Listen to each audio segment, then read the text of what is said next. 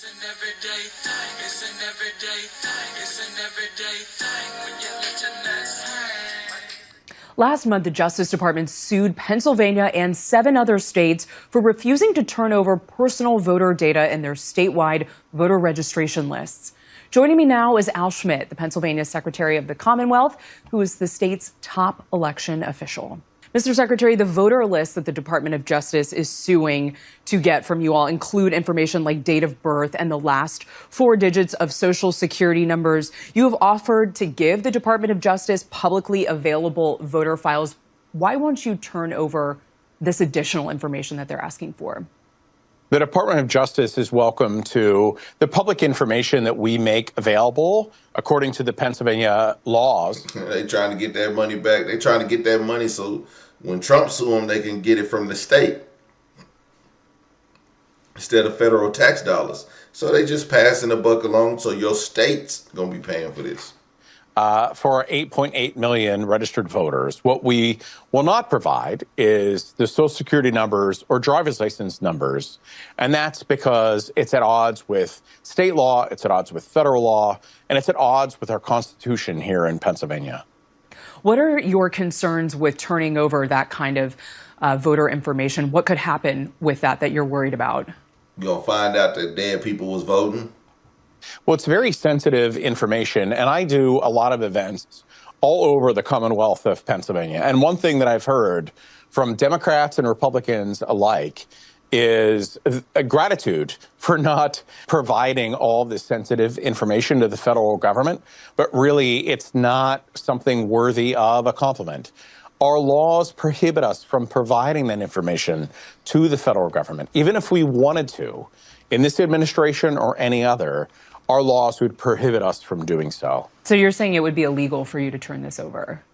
It would be not legal, for sure, for us to turn this over, and that is why we denied the requests from the Department of Justice. The interaction has in no way been hostile from our perspective. We are willing to share everything that is publicly available with the Department of Justice.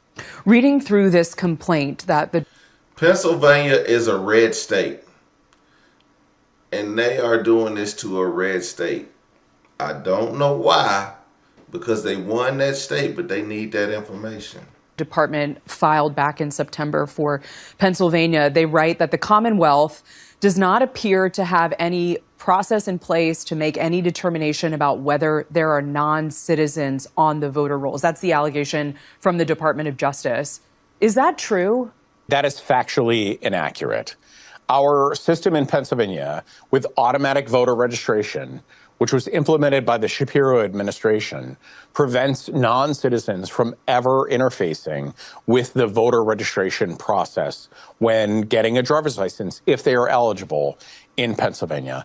In addition, if someone applies using, let's say, a paper application, they're swearing and affirming under penalty of federal perjury charges, prosecution and deportation, that they are eligible to register to vote in Pennsylvania. And it's the same in many other states as well. Is there? I think this is very important, this clip right here, because in California, they gave 60,000 CDL licenses to illegal immigrants. 60,000 illegal immigrants. One had driver license or a Class A license, which same thing. So 60,000 illegal immigrants were allowed to drive. So if they have a license, then they can register to vote, which means that they can vote. So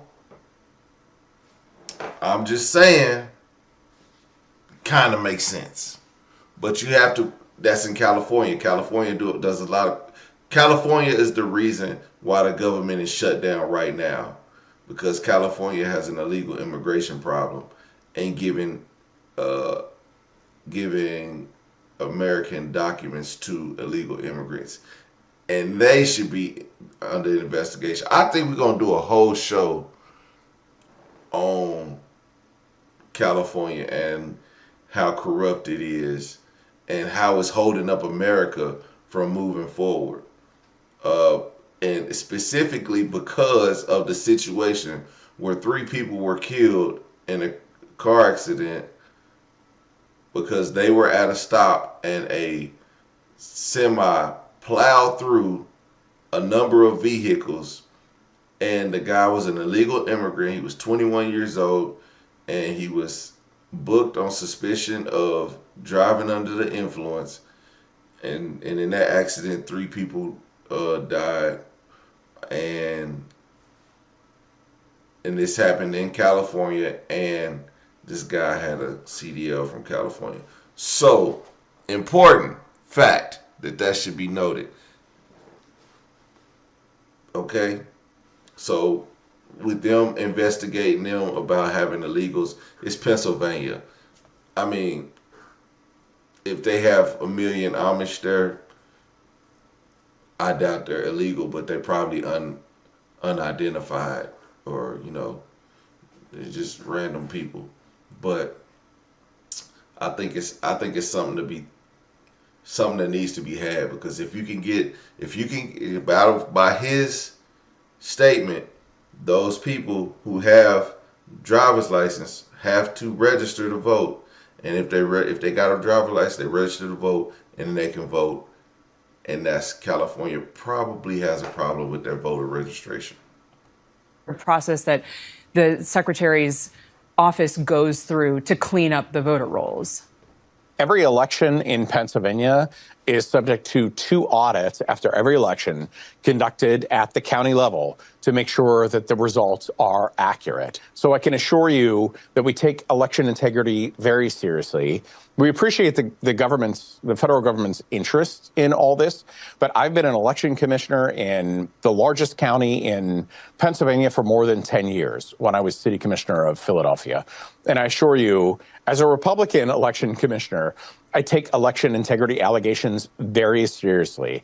I've investigated hundreds of cases to determine whether voters are eligible or not, and when warranted, referred them to federal, state, or local law enforcement for further investigation, and when warranted, prosecution. Your role is a nonpartisan role, but you are a Republican, and Republicans are historically the party of small government. Is this kind of action that the Department of Justice taking right now, is that the kind of action that a Republican administration should be taking? And I think that's a great question, Liz, and that might be why you haven't seen any daylight between different states when it comes to these requests from the Department of Justice and whether they are responding and providing their voters sensitive personal information or not. It's really not a red state or blue state thing.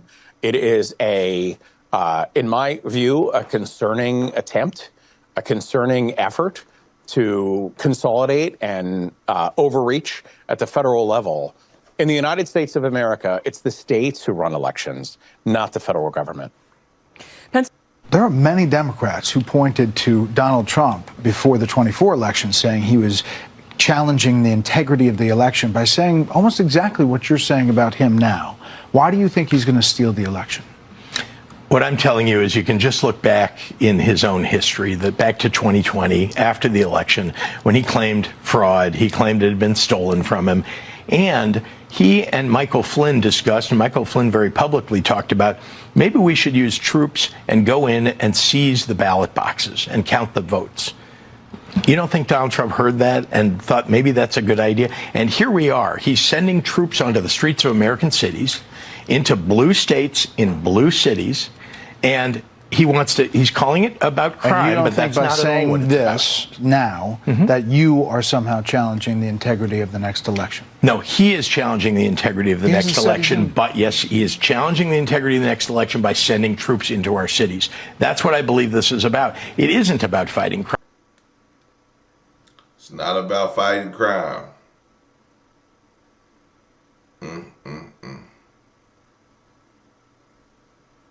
He said he's going after the worst of the worst. That is not what they're doing. They are literally going after black and brown people because of the color of their skin.